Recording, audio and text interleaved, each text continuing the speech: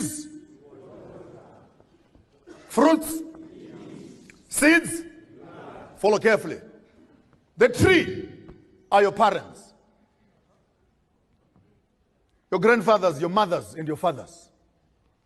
There is no hopeless life as a person, as a man who is quarreling with his own father and his own mother. You go to witch doctors when your things are not moving well and you think that they've bewitched you.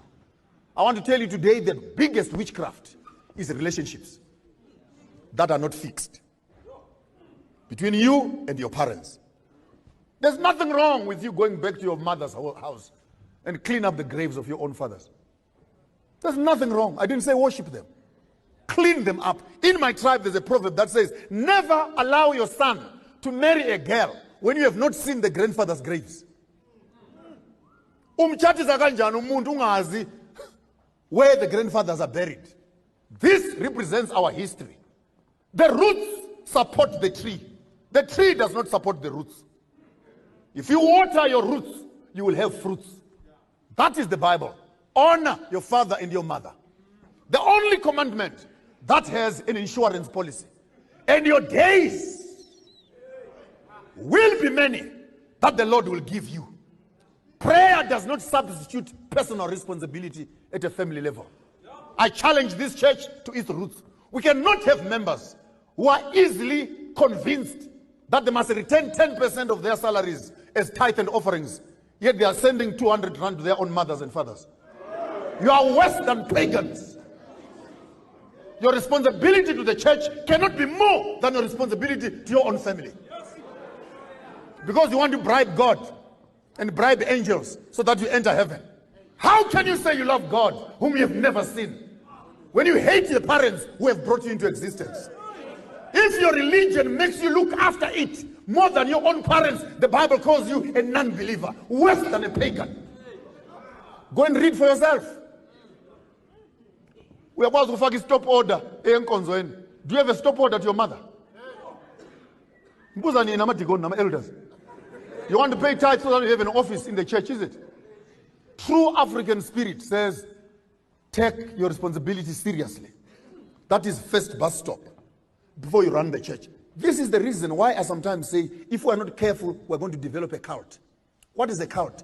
A cult is that which takes human beings away from their families and creates an artificial family somewhere called Adventism. All of a sudden, your parents are demons. Those who don't believe in Adventism have become Satan. We're not Adventism, we Adventists, we Adventists, we Adventists. Before you notice it, David Koresh came out of that ideology. Fascist, you keep on driving that agenda, you end up in the midst of nowhere, where you can no longer recognize your own family for the sake of the church. That cannot be African. Africans will start at home. And what religion is it that will make you divorce your own parents?